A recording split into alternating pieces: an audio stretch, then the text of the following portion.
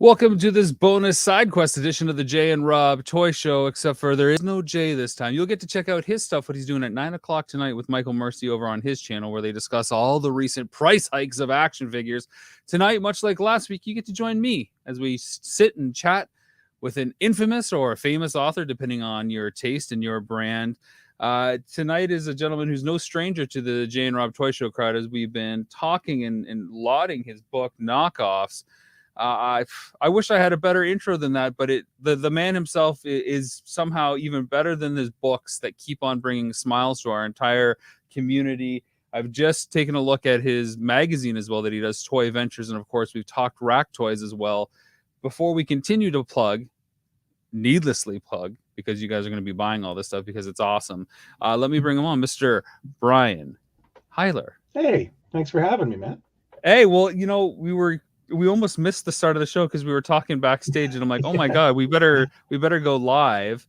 The last time that we talked was a couple months ago when we were filming for Faking Filmation and Action Figure Adventure. We met digitally like this as well. Yeah, you were in my house on an iPad. Yeah, and I still have a rain check to come check out that collection, because let me tell you, when I have a frown on my face or there's a tear because it's a rainy day, I pour through some of your collection footage that I've been so lucky to see. Oh, cool. And I get to play that spot what's in the background game and go, oh, I wonder what that thing is. Oh, that's cool. And then I go down the rabbit hole on eBay to see what I can discover. Oh yeah, come on over. Yeah, it's definitely been a part of my personality for the last 35 years to collect old toys. Well, old now, that's relative, right? And in 10 years, the toys that I collect, which are a little bit newer than what you collect, are old. And some people would even say they're old now. There was a new He-Man announced today, Brian, celebrating the 40th anniversary of He-Man. And I said, wait, that can't be right. That would make me 40, yeah. And that would make that toy pretty old. Mm-hmm. So what is going on there? How did I get so old, and how did the toys I love get so old? Well, welcome to that realization. Yeah, I don't know how it happens, but I will say that I think kids are involved. Yeah, I had a baby, and now that baby's in college, and I'm an old man. Yeah, like that, man. So I don't know what it is, if they speed up time or what it is. I'm not a scientist. It just flies by faster than you realize. And the best part of kids that I've realized, and I have a 7-year-old and a 4-year-old boy and girl, is when they start getting into playtime, and you can start sharing those experiences, and then you remember how to play. Like those first few interactions with kids after not like actually playing on the floor is really clunky. There's a lot of playtime rust, but then once you get into it, yeah, it's pretty cool. It's pretty cool, right? Yeah, with my son, I remember the thing I really like, because he was a little guy around the time of Justice League Unlimited, and I loved those. I actually bought those figures for me, and then as he got into it, it's like, all right, you can have this one, and you could have, and then they're all gone, right? Like now they're actually in a display case in his room, like he's kept them all. But my favorite thing was, he always had to be the Justice League, and I liked being the Legion of Doom. Sure. And I would, I got Luthor, and we'd use blocks, and I'd make this whole Legion of Doom, and then he'd come in with Superman and destroy everything and take Luthor to jail. It was always like, oh, but so I never knew how to come back to that, because he had Superman and I didn't. So that's a hard narrative curve to overcome when you've got Superman and finite kryptonite sources, and And my daughter, luckily for me, she always wanted to play with my Planet of the Apes dolls. So that one was really easy for me, because I also wanted to play with my Planet of the Apes dolls. Yeah. It gets really easy when you buy toys when you have kids, because the more you have kids and the more you play with them and you're buying stuff, I find that percentage in the back of your mind of them being able to play with it just increases. Yeah, exactly. Right? At first, it's like, okay, you can touch it, you can hold it, yeah, you can play with it. Oh, here you go. We'll just take it out of the package as soon as you get home, and then you just start buying stuff for them, and you enjoy more of that than it would just be on the shelf. Like I bought a bunch of Mego stuff for season 2 of Action Figure Adventure, because we're filming and talking about cloth goods and female characters. And of course, I bought a Wonder Woman. Now it's a newer one; it's not a vintage one, but as soon as my daughter saw it, she's like, oh my God. And Yeah. she's like huge into Batman. And I have a lot of the animated series Batman figures. And she's got like the Wayne Manor. And I was looking for a Batgirl. And you think I could find a reasonably priced Batgirl that's going to be, you know, thrown and stomped on and get into battles? Couldn't do it. Really? But this Mego Wonder Woman, right, she's all over it. So she's like, yes. And for her, that 8-inch scale is like perfect, right? She's only 4, but there's enough doll-like features that it can hang out with her Barbie and Cricket and Chelsea, but at the same time she's cool enough to hang out with Batman and some of the other figures and He-Man, like the 6-inch stuff. So it's a really cool figure for her that's straddling kind of the boys' toys and some of the girl stuff that she's in. Yeah, and in fact, the Mego Super Gals, I wanted those as a kid, but because they were a little on the dull side of it, I remember chickening out. I had a Supergirl, a carded Supergirl in my hands when I was probably about 5 or 6, and I almost got it to the cash. And then I just, you know, that fear of what your peers are going to say, you know, which I've obviously gotten over. But at that time, it made me put her back, and I grabbed a Dr. McCoy from Star Trek instead, which is, you know, when you think about you're going from Supergirl to DeForest Kelley, it's a real shift. Yeah. Well, he's an action figure, not a doll. Damn it. Right. Yeah, he's a very tired looking action figure. He's Cantankerous, the first Cantankerous character we all knew as kids, right? He's the curmudgeon of all our playtime set. I want to say hi to everybody in the chat. We got a bunch of people chiming in. Again, these Friday live streams aren't usual. We usually do the Wednesday thing, but I'm glad we've been able to set up some of these side quests, these after missions, these away missions with people like yourself. So what's up, Articulated Chad, Retro Universe Toys and Collectibles? That's Scott, Severus Snape joining us once again. Ryan B, Cindy checking us out from Texas. Kale calling me an old bastard, my old high school buddy who was in a band with me. Nathan Tater, the toy guy. Salier, how you doing? Hope you're stress-free now that your weekend and holidays have began. And I'm sure we'll have a few other people joining us. If you guys have questions for myself or Brian, please feel free to throw them in the chat. I know some of you have already purchased knockoffs and are exploring rack toys as well. And maybe you have a couple copies of Toy Ventures as well. We're going to get to all those lovely publications, of course. But I think what really sets you apart from a lot of people that I've met, Brian, is the fact that you got like almost this Hollywood type vein running through you, where so many people in Hollywood have kids and they grow up being in Hollywood too.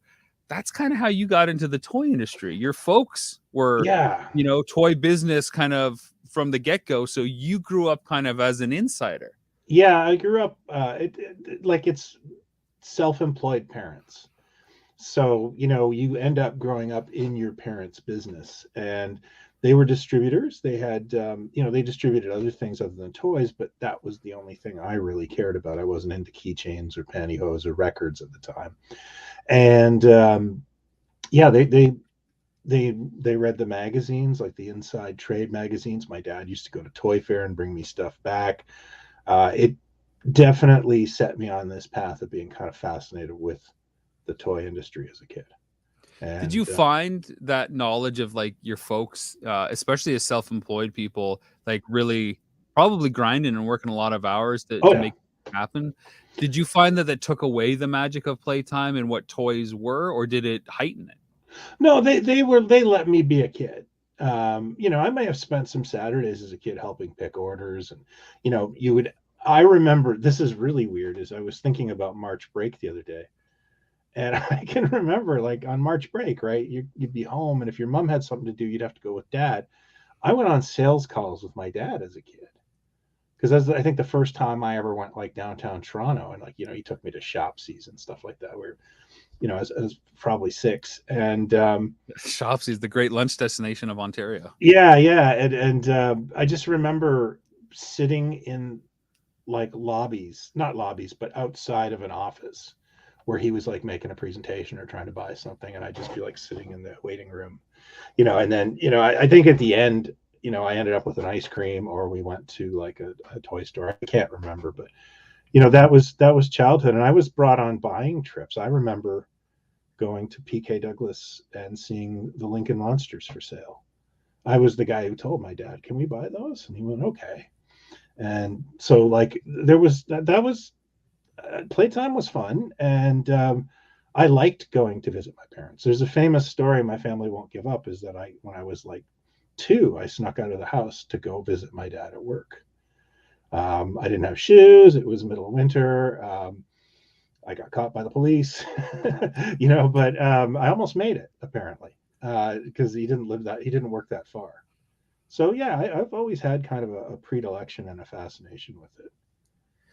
One of the iconic moments and memories that I have burned in my mind is that kind of take your kid to work day. I was raised by my grandparents, and my grandpa had an HVAC company, heating and cooling and air conditioning, established before I was even born.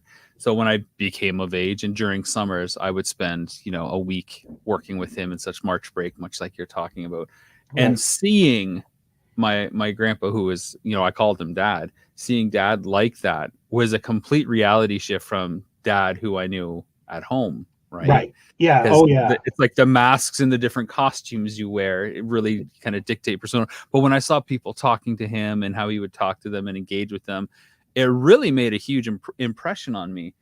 Was there a similar kind of impression on you? I mean, I know you're waiting in lobbies and whatnot. No, my parents were very big into the having people over for dinner from other like suppliers and buyers, and entertaining at home, having people over for a barbecue.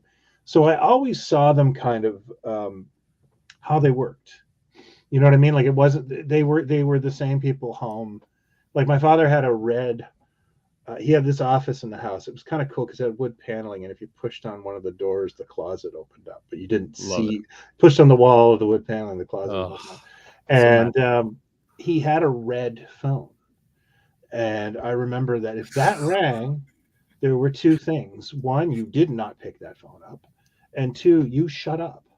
Like, if you were playing in the hall, you stopped playing, because that's the hotline. It was his work line. And that he would bring that phone, like, it had like a long cord. He would bring it to the backyard, and it would just be sitting there, and he'd be sipping a cocktail.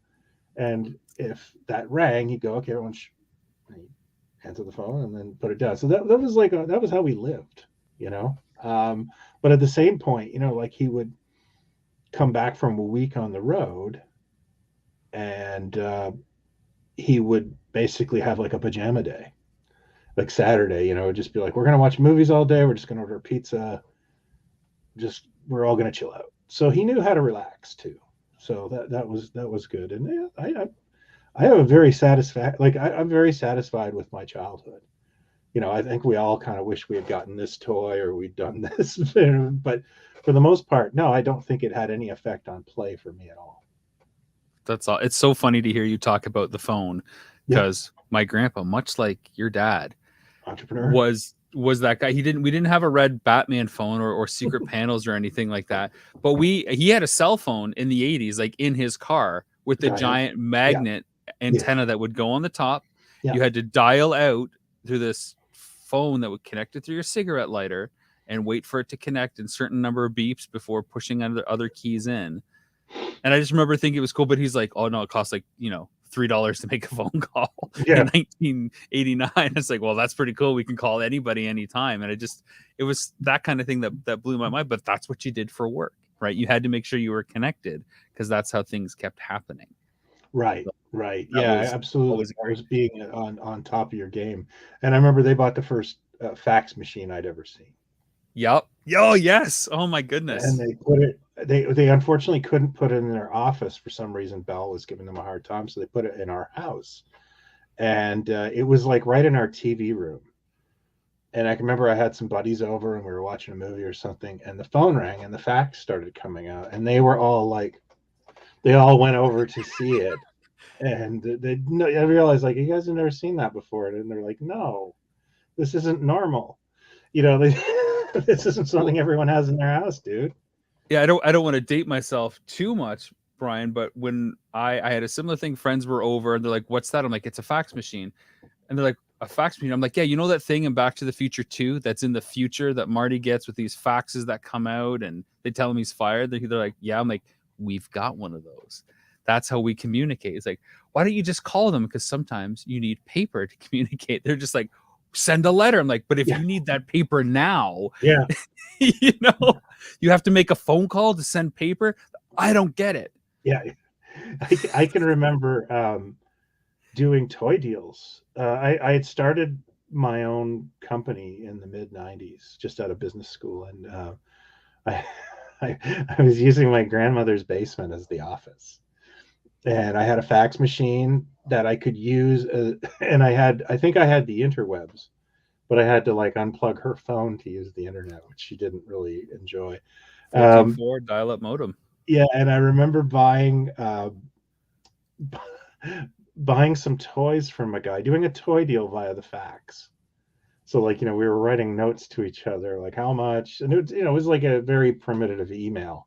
Yeah. But at the time, I remember thinking like, damn, this is the height of technology, That's so cool. A few months ago, I put on an older movie called Johnny Mnemonic. You ever seen that? Yeah. My college professor was a producer on that. Oh, really? My buddy did the effects. Wicked. It hasn't aged that well because right at the beginning, there's a fax machine involved in the plot, and it's like anyone 20 years and up would be like, what's that? Like they're just not as big a deal as they used to be. Yeah. Well, think of Bill and Ted, right? Like nobody knows what a phone booth is anymore, and yet that's like a crux time traveler device. Oh yeah, that's a really good point. Oh, yeah, that's depressing. I'm sorry about that. I'm a huge Bill and Ted fan. I haven't seen any movie more than I've seen Bogus Journey. I'm over 700 views on it easily. Really? I don't know why. Yeah. It's just one of my favorite. It just hit me at that sweet spot when I was a kid and watched it over and over again. Yeah, I was like 19 when that came out, so it doesn't have the same kind of, it's all relative to your journey. I was 10, right? So it seemed just old enough to be really cool to me, like that in Wayne's World. Like I'm watching these teenagers kind of live like adults and do what they want without rules and get away with whatever. Teenagers and like they're 24-year-old teenager, right? Like I think Dana Carvey was a lot older than 24. But yeah, I know what you're saying. Yeah, is that a lure of the other thing, which actually is a good segue to your book Knockoffs, man. Because this is all that thing that you did that's everybody seems to be talking about in the action figure community, at least everywhere that I look and everywhere that I pay attention to. Good to hear. It really exceeded my expectations. I don't think it's done yet, man. It's only been a couple months since it's been available, right? Yeah, you're still at the beginning. I'm on the second printing already, which blows my mind. That I thought I'm going to put a year's worth of inventory in my garage, and then it's like, where did that go? Wow, it's really taken off, and I had a lot of, while I was making it, I had put this book off for years, and then when I was making it, I kept getting weird coincidences, like crazy coincidences, and I kept thinking, I think I'm on the right path because things just keep happening. And one of the craziest ones was I have a podcast, and my podcast partner is Jason Lindsay. And we were talking, and I had shown him some of the book, and he was giving me his feedback. And then he said something to me, have you ever seen Secret Agent 007? And I'm like, no. And he's like, oh, they're everywhere. They took a cake topper, like the groom from a wedding cake, and they packaged it as James Bond. And I was like, that's the stupidest thing I have ever heard. And we had a laugh about it. And then the next day, my wife and I went to go drop off my son at college. And there was an antique mall about a half an hour away, so we decided to go. And I couldn't get over it that this, I'm just trying to grab it off the wall, was in the first booth I went to. Oh my goodness. And I texted him and said, is this what we were talking about yesterday? And he said, oh my God, it is. And he goes, I hope you bought that. And it's like, I did, obviously. But yeah, it's the goofiest, dorkiest thing. And that's one of the things that just, that's here, hold it up again. I'll make your image bigger so everybody can see that. Look at that. Yeah. It's like looks like wedding grooms. Oh, it's so good. You got like the Roger Moore outfit and the Sean Connery outfit. Yeah. You get two briefcases, and they're both doing this, but they don't have a gun. Or do they? I can't tell. Anyway, it's It's so just it's a cake carving knife. Don't pay Yeah. attention to it. And and that just was like the serendipity, and this thing just exploded, and I'm so glad, because you don't know if it's just your own weird little niche, and I love knockoffs. I've been collecting them since I was a teenager, and you kind of wonder if that's like just you, or if there's other people who'd appreciate it. And the toys are hilarious. I mean, I'm drawn to the humor. Like, I mean, until I read your book and subsequently thumbed through the pages just to kind of drop the needle like you would on a vinyl or something like that, I was always, I don't want a knockoff. I only want the real thing, the thing that, that I know that I can trust, that brand loyalty. Yeah. But I think, as we started this discussion about being old in toys, you can appreciate some of these other attempts. And you can find a lot of value in them. And also just kind of get swayed by the charm of the clunk. Right? Oh, yeah. That's one of my favorite words, is clunk. And I'm glad you said that, because like I can look at Hot Toys and go, love it, but I don't want it. I like, I wouldn't know what to do with it. I like toys with a bit of clunk in them, a little toy-like, and to each their own. Like if Hot Toys are your favorite thing in the world, well, I'm not going to go over and crap on it. But they've crossed a line into something else for me, and it's just something that I don't have an itch that needs to be scratched. I guess it's a little bit like the B movie, right? Like, nobody really sets out to make a bad movie. They make a film with the constraints that they have, at least like the cult classic ones, and they just get notorious over time because of all things that they do wrong. Now, people try to go make bad movies, of course, and they say, I'm making a B movie. And there's also people who just go, I want to rip off the trend. One of my favorite genres is Jaws ripoffs. Sure. I think I've seen like 25 of those, and I never tire of them, and they're all terrible movies with, like one of them, the shark is actually like just inflatable, you can tell. But I never bore of that genre, and this is a joke that I made, and I can no longer say it, but I had never seen, up until a point this year, I had never fully seen the King Kong remake from '76. I'd seen bits of it, but Hamilton? No, with that's '86. That's King Kong Lives. I have seen that one. The one with Jeff Bridges, the big Dino De Laurentiis. Okay, I'd never seen that, but I think I'd seen every attempt to rip it off, and there were tons. Like there's actually one that was filmed in Toronto called I think it's called Bigfoot or Sasquatch. It's amazing. It's just amazing. It's got some Toronto nostalgia. You see the old yellow police cars, that sort of thing. But Sam the Record Man's still there. I went to school behind Sam the Record Man. Oh, nice. But it's like that. So some people do set out to make a ripoff or try to steal sales heat, and that's really what the book is about. It's everything from poor attempts to just absolute ripoffs. And I, for the most part, I don't think there's a ton of sincerity in those toys. However, sometimes some of them end up being really cool, because they're mixing and matching genres and that sort of thing. They get that special sweet spot that when you put everything that shouldn't work together, sometimes when you put it in the right proportion, it somehow is better. Yeah, exactly. On the surface, it doesn't make sense, but it works. My son saw your book cover and he said, "Why is the Hulk angry and when does he get a haircut?" Yeah. But then he asked me the question, what is a knockoff?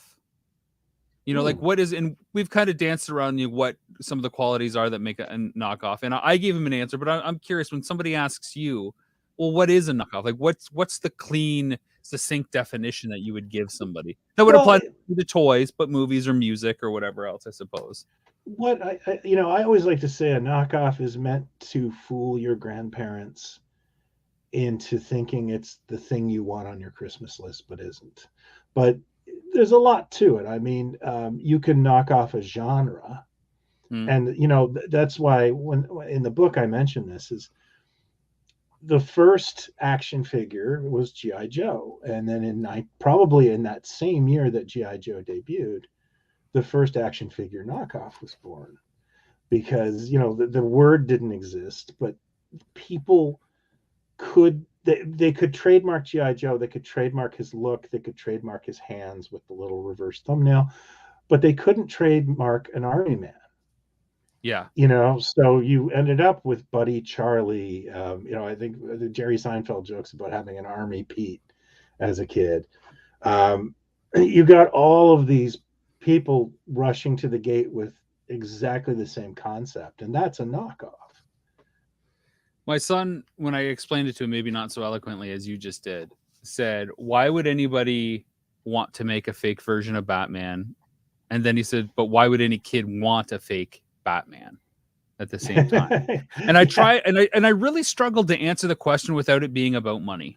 I really did, because he's only 7. The world of that economics is the underlying answer, though. Yeah, the world of economics doesn't make sense to him. So I'm trying I tried to kind of figure it out so it wasn't about money, because I don't want him to define his world in terms of, profit and loss just quite yet. I want it to be filled with a little bit of magic. Don't sprinkle on that cynicism just yet. Yeah. Yeah. So, I mean, it's clearly about money and horning in on a marketplace and a reasonable facsimile and offering something that maybe I danced around. I said, well, not everybody can afford a Batman, but every people can, get a Bat Buddy is kind of what I said. Yeah, that's okay. A good point. And also, I think that a lot of the stores that carry these things, and they are getting kind of fewer and fewer. Like, you're not seeing this stuff at Dollarama so much anymore. They wouldn't have a Batman available. Yeah. It's not like this stuff goes up right next to Batman. It's found in flea markets and Chinatown and, places that, and it's impulse buys, right? It's because you're not paying for the license and the stuff is so crudely made. It's a couple of dollars. Yeah. And it's hard to explain to a kid without kind of like seeing how the sausage is made, I guess. Yeah. And I like to preserve that as much as possible. You're right to do that. Well, thanks. I tried. I'll take the dad win when I can get it. One of my favorite pages in the entire book, and again, I implore everybody to go seek out a copy of Knockoffs. Brian, what's the website for them to go to off the top of your head? Oh, it's plaidstallions.com, and that will take you to the new site. I am still mitigating sites, but if you type in plaidstallions.com or toyventuresmagazine.com, you'll get there. There you go. I love this Nightmare Fetty. Now, the pictures and the figures are awesome on their own, but I found the real gem is a lot of the commentary that you provide for these figures. In particular, I love this. Nightmare Fetty. A spelling mistake or an intentional error to pass him off as a new character. It's likely we'll never know. Yeah.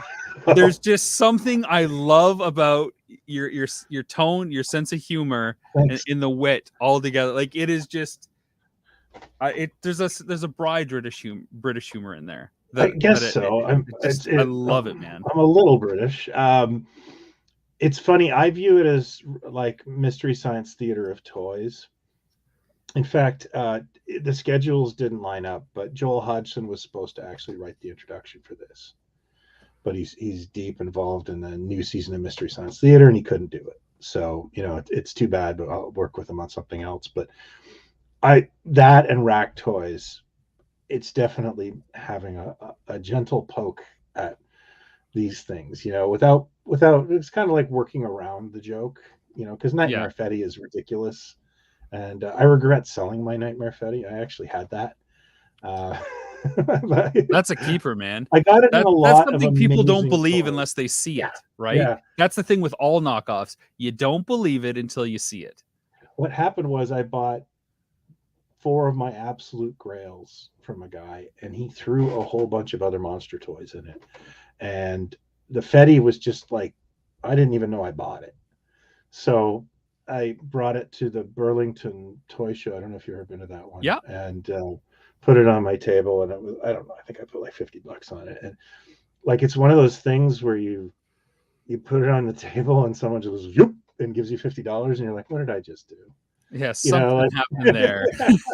I remember I had a yard sale once, and I was putting my milk crates of old LPs out, which my daughter will never forgive me. And I realized, like, I hadn't really gone through it, and I had, like, like all the first pressings of Suicidal Tendencies and stuff Oh, like man. that in high school. And I put it out, and this guy pulled up in his car, and he didn't stop he just stopped his car, and he had his door wide open that was still running, and he goes, "I'll give you $50 for that box." And I'm like, "What?" And I took the $50, and then I was like, "Uh-oh."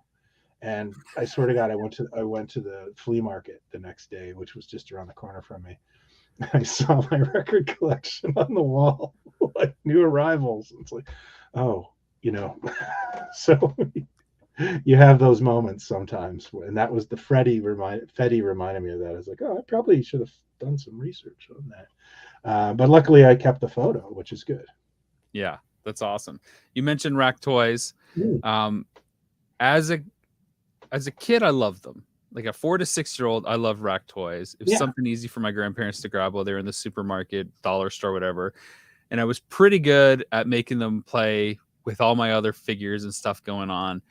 Right. It wasn't until I got older, 7, 8, 9, 10, that there was a discrepancy in quality. They didn't quite, match up to some of the other stuff that I was able to get for birthdays and Christmases. And it was like, I don't want this anymore. They were called hush-up toys at one time because of that. You're like, at the store and crying in the stroller or the buggy. Yeah, and it's like, it's this ability to get your kid to shut up, I guess, for under $1. And I actually still sell them to this day through a gig I have, and they still sell like crazy.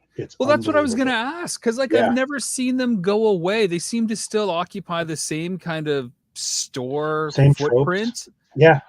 Same kind of stuff, same kind of location, same price point. Like, what is the market for rack toys these days? Has it really changed? I mean, we've seen figures from, the 70s and 80s, the footprint in like a big box store completely shrink, in part due to space, cost, and online retailers' emergence. But rack toys seem to be the same as there's less players in the game these days, but yeah, there's a lot of evergreens in that market. And because my job is a retail specialist, a parent, you as opposed to like someone with no kids, you are 3 times more likely to buy something in a gas station. And then like I said, like what do they call it, dinks, or doing from no kids. They don't buy stuff, or elderly people, or you are. I'm the real dink with you're that stat. Putting my kids through college. You're welcome. You're welcome. You're taking mine out of it. I honestly can tell you, I was in a store once, and my daughter started a tantrum over one of my products in the store, and she was crying, and I'm like, I am not buying you what I have in the car, and it was just to feel special, just to have the attention, just to have value, right? Yeah. And then she goes, okay, well, then I want this, and I swear to God, she grabs another product that I repped, which was Suckers at Canadian Tire, and I'm like, no. Like, I have bags of those. It's just that business will never go away. And water guns, all that stuff, it's unbelievable. We're just right now, we're pitching a summer line of water guns, and they're the exact same. Like, I don't know how you say what's new, but it doesn't have to be. Sidewalk chalk, that kind of stuff. Kids. One of the number one sellers I have is just something that you squeeze and it's like, yeah, this is slime. This is all that you Gack. you can't justify why it exists or why a kid wants it, but they will never stop not wanting it. You know what I mean? Like Yeah. they will always constantly want it. So Rack Toys was really a love letter to my childhood because my parents sold a ton of that stuff. And I have vivid memories of my dad watching my dad because even on family outings he'd stop and do a merch visit or something like that, and watching my dad put carded Mr. Spock parachutes on a rack. I can remember that because I was watching each one go down and just Mm-hmm. like, why does Mr. Spock need a parachute was going through my head, So that one was a love letter to a happy childhood. And And it's Knockoffs was sort of its sequel, I guess. yeah, I mean they're very much related. The layout is very similar. Great photography as always. I love when Thanks. you take shots of figures. You almost have them on that Kenner like background of the solid color sometimes. Oh, yeah. I'm a kid of the '70s too, so like that sort of artwork is stuck in my brain. Yeah, I mean it's awesome. It truly reminds me of my childhood. I mean, I wasn't born until 81, but even kids nowadays, 20 years, if my son were to look back at this, he'd be like, oh yeah, that's my childhood. Those are the same products, like you said. Maybe some of the brands are a little bit different. He probably wouldn't have the MASH emergency helicopter, for example, or MASH isn't popular on the schoolyard anymore. You would think people are vying to be Radar or Hawkeye, but they're just not these days.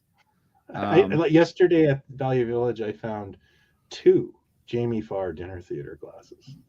There you go. And you'd think I'd won the lottery, but as the girl was cashing me out, I was like, she has no idea who Jamie Farr is. Like that just kind of went through my head. Like nobody who hasn't seen MASH knows who Jamie Farr is. But I mean, that's the part of the getting old, right? When you feel like you found treasure and you're well aware, you're not getting away with murder at this point, like you are maybe 10 years earlier when you have that find and maybe they didn't see it and you snuck one past them.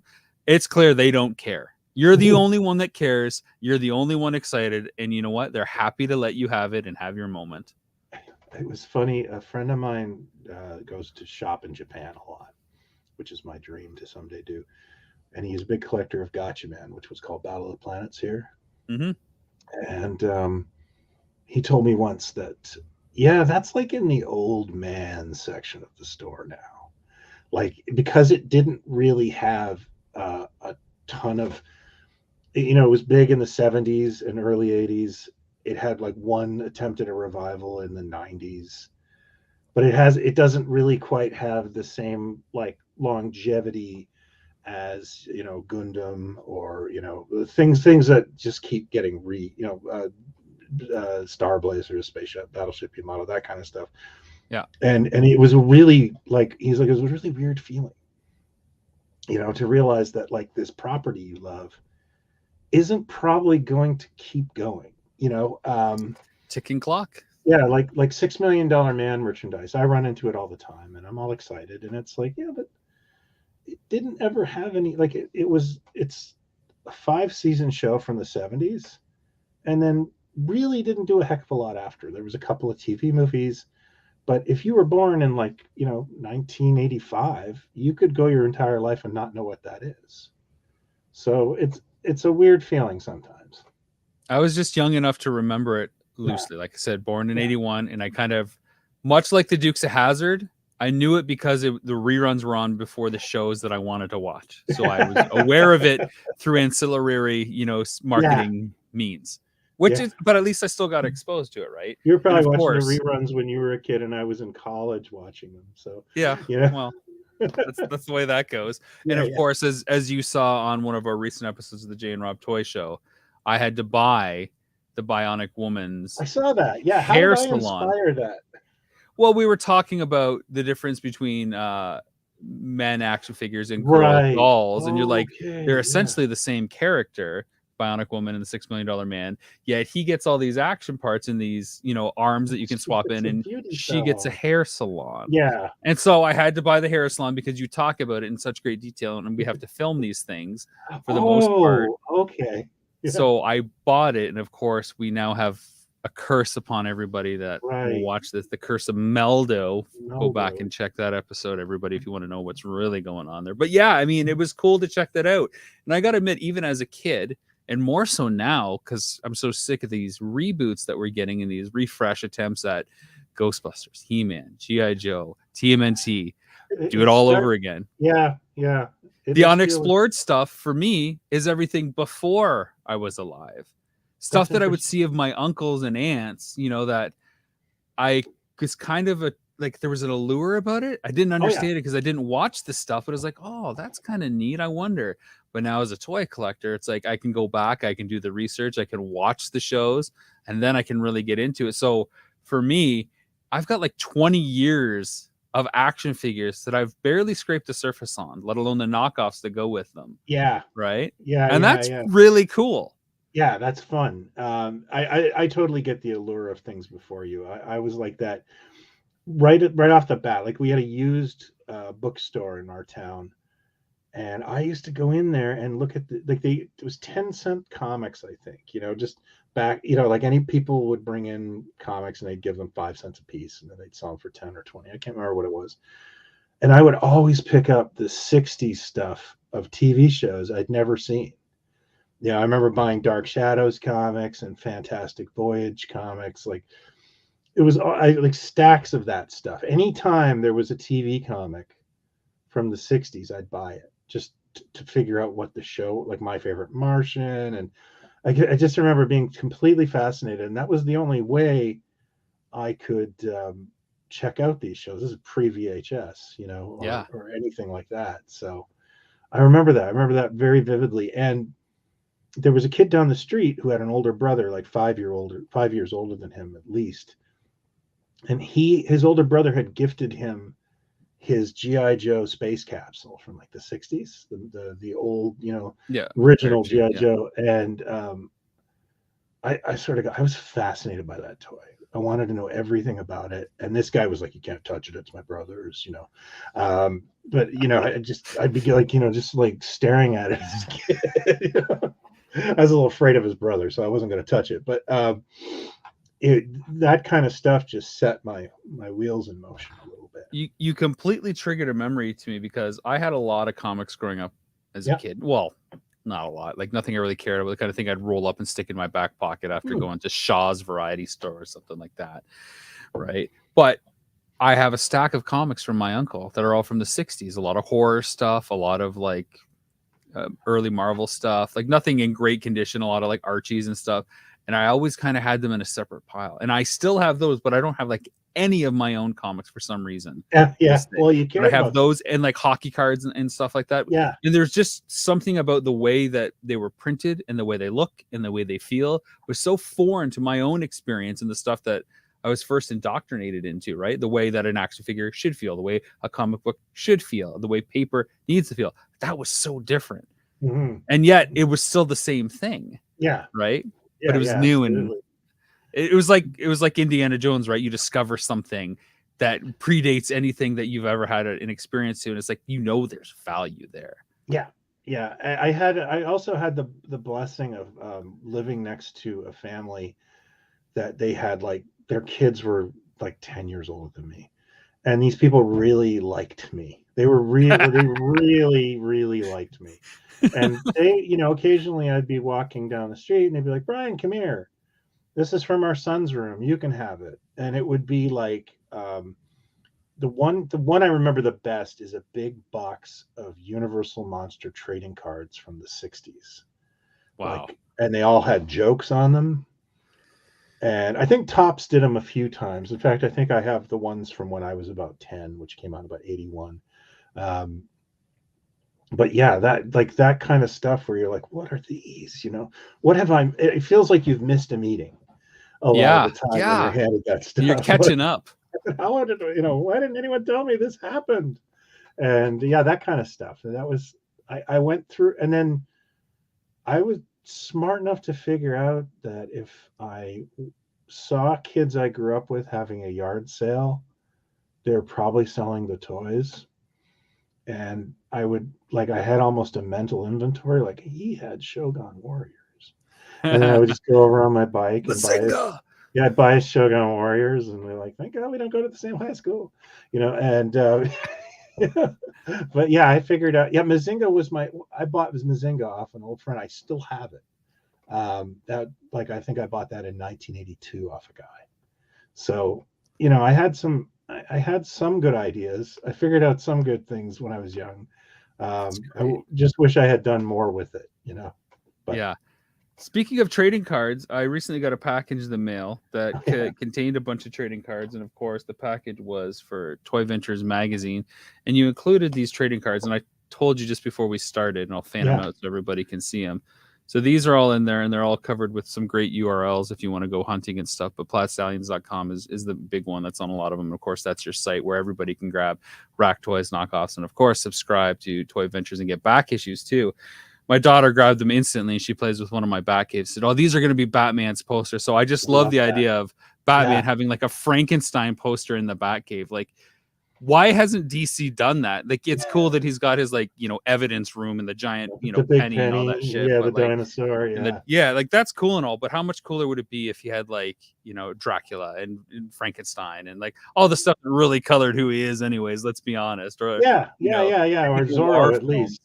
Yeah. I those are not. I don't have a lot of those left. When I was sending yours, I was cleaning my office. Oh, so you gave me your trash? No, well, it was like, oh my god, and I just threw them in because I hadn't seen my friend and I started that for the Mego Museum, and we did it out of love. We just, we're spreading to the four winds. In fact, a lot of those cards say only jerks sell these. Yeah, because we didn't want people selling them. We wanted them to trade and build a sense of community. But and I think honestly, we've probably printed 200,000 cards over the years, and we did stuff like bringing them to San Diego Comic-Con and spreading them on the tables, and it was all to spread word of mouth about our site. But it was also like we're just kind of having fun with it, I always like to throw them in packages and that sort of thing. But Toy Ventures issue 1, I threw cards in every order, and then Toy Ventures issue 2, I started, and now I basically don't have any cards left.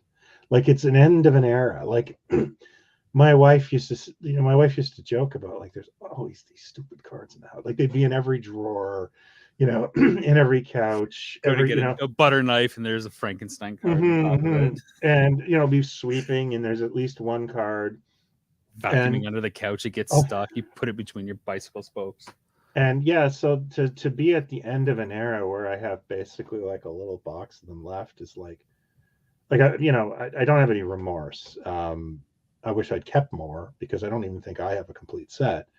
But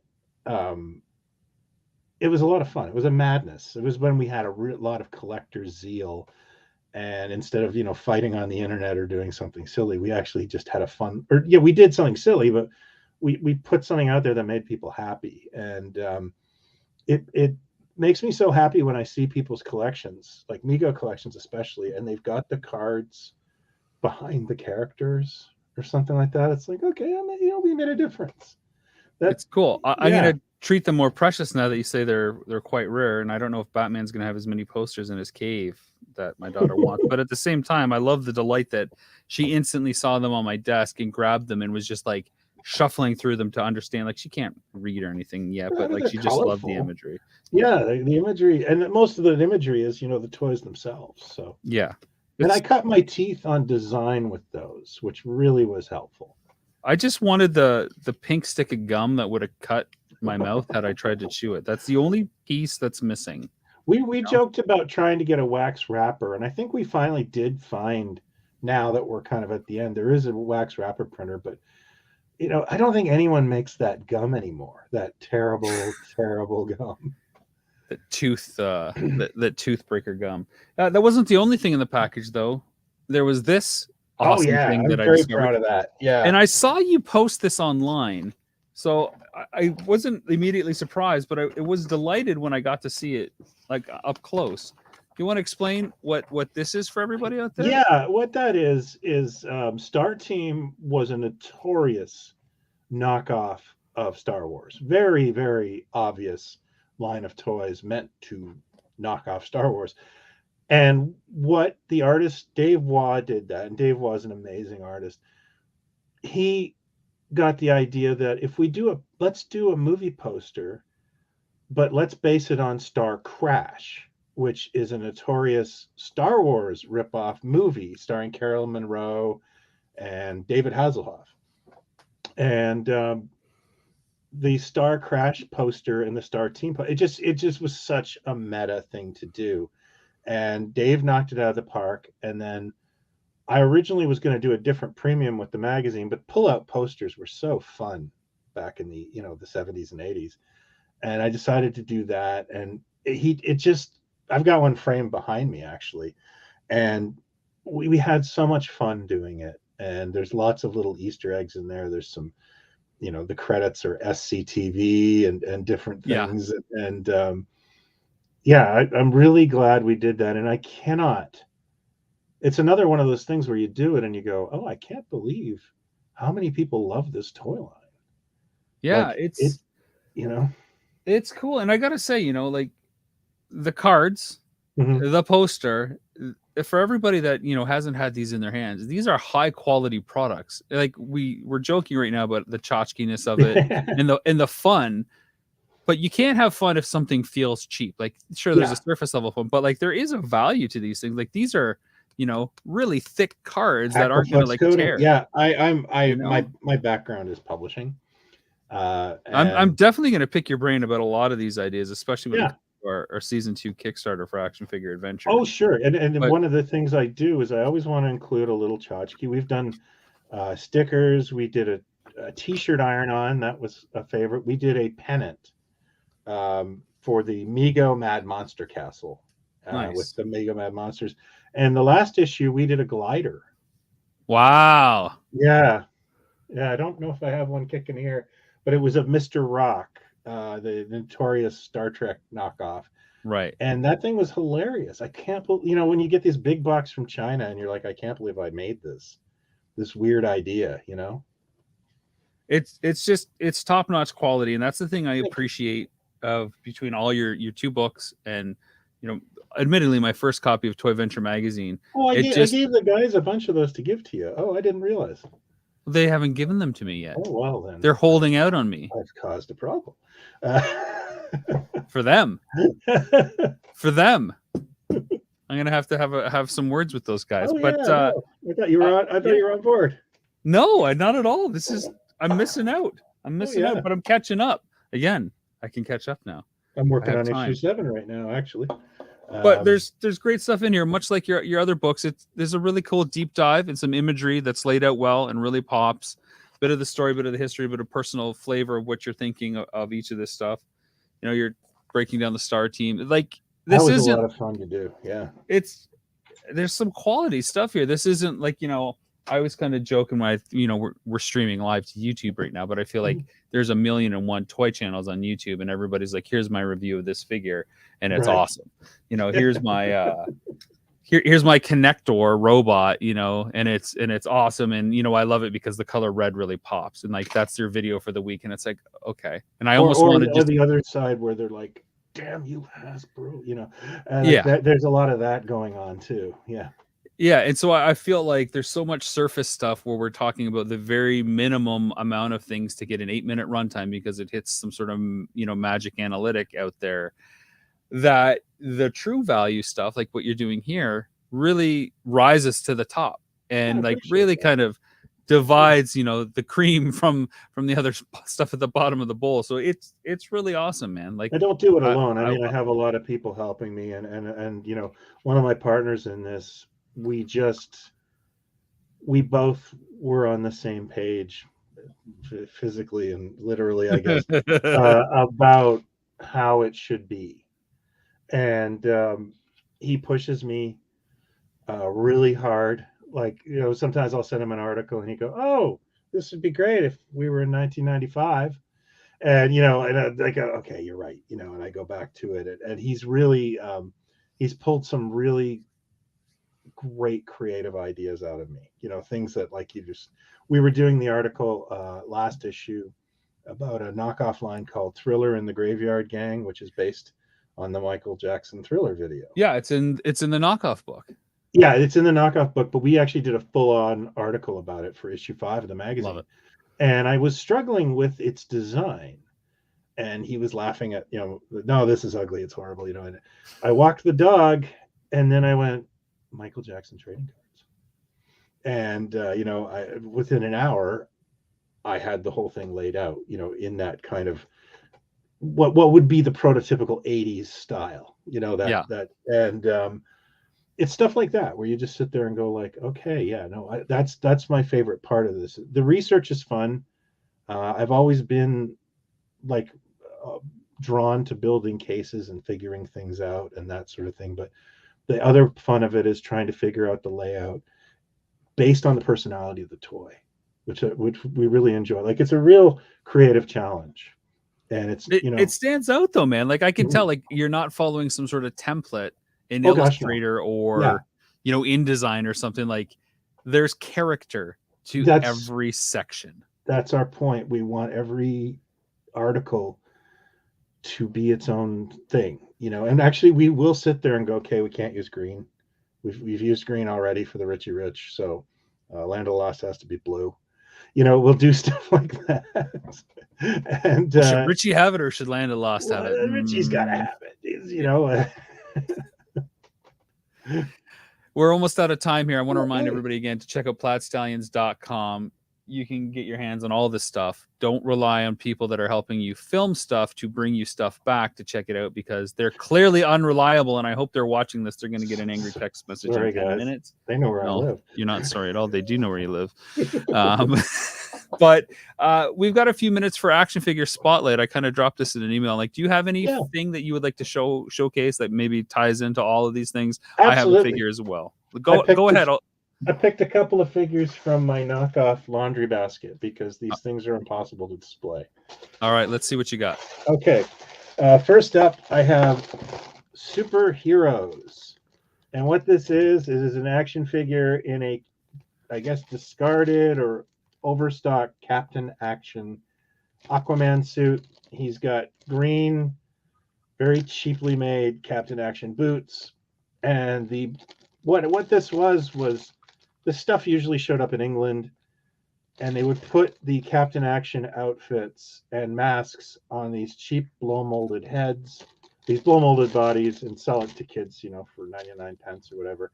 But they clearly run out of masks by this point, and they did. So they just took this doll and gave him yellow hair.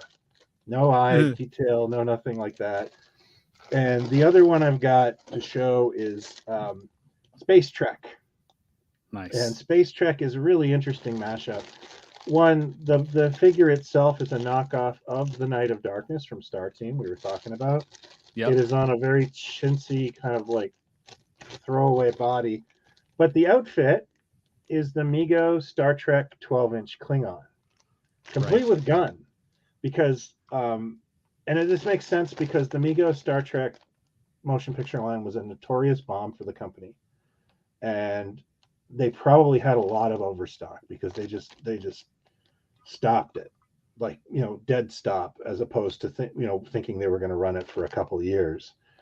So this is pretty crazy that we've got a knockoff of Star Wars wearing a Star Trek outfit, and they went as far as to do a card with the Knight of Darkness, Kirk and Spock, and Cheryl Ladd, because there's actually like a fashion doll in this line as well, wearing a Star Trek outfit. So, those are mine. Those are gems.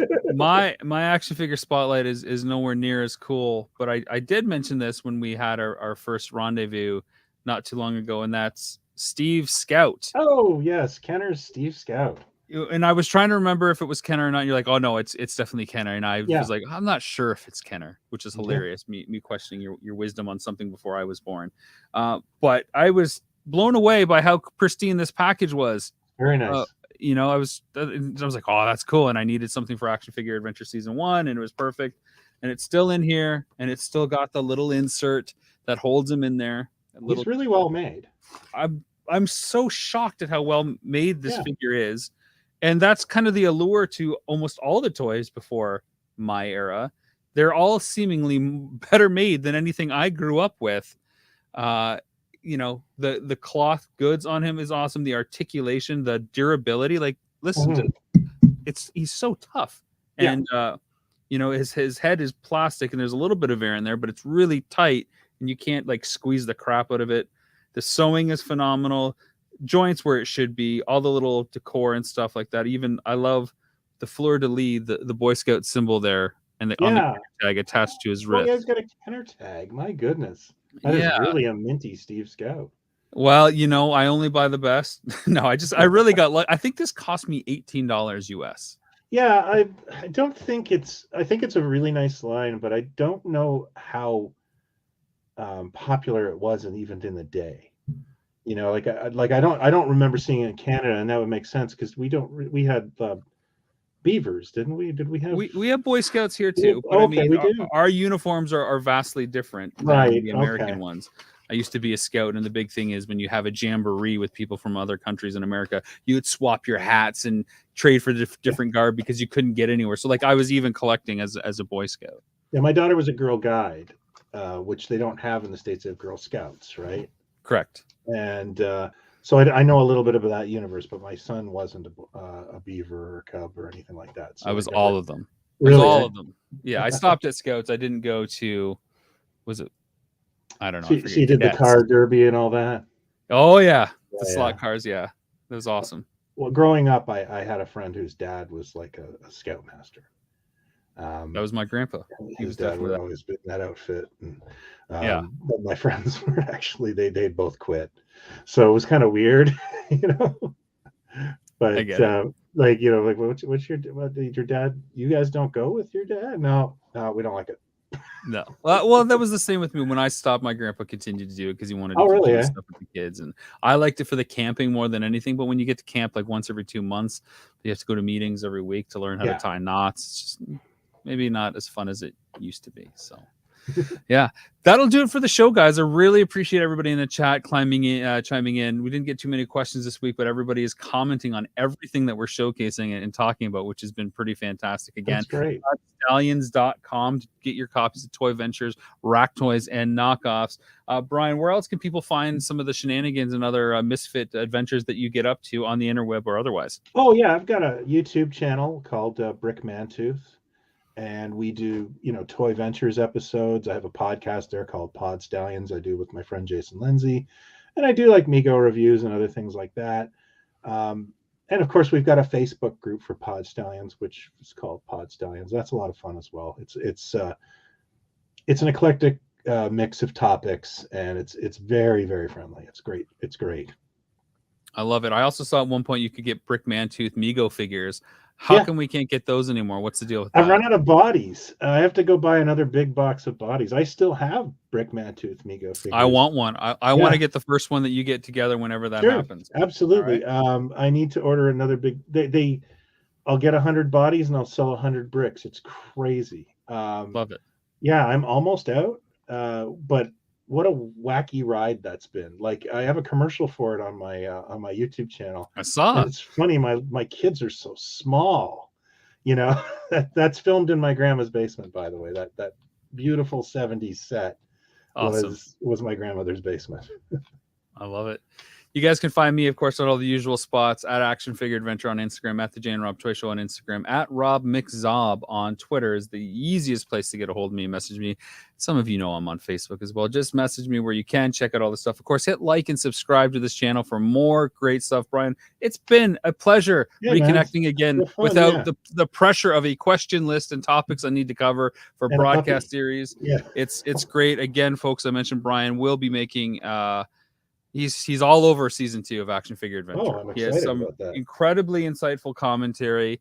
I love cutting to his comments because it usually takes the piss out of other people that are so serious about toys, but he's still insightful and kind with his remarks. So look forward to that. Again, thanks so much for watching, guys. We will see you next time on Wednesdays, 8:30 p.m. live as always, and maybe some more side quests as we go forward. Take care. Cool. Cheers, guys.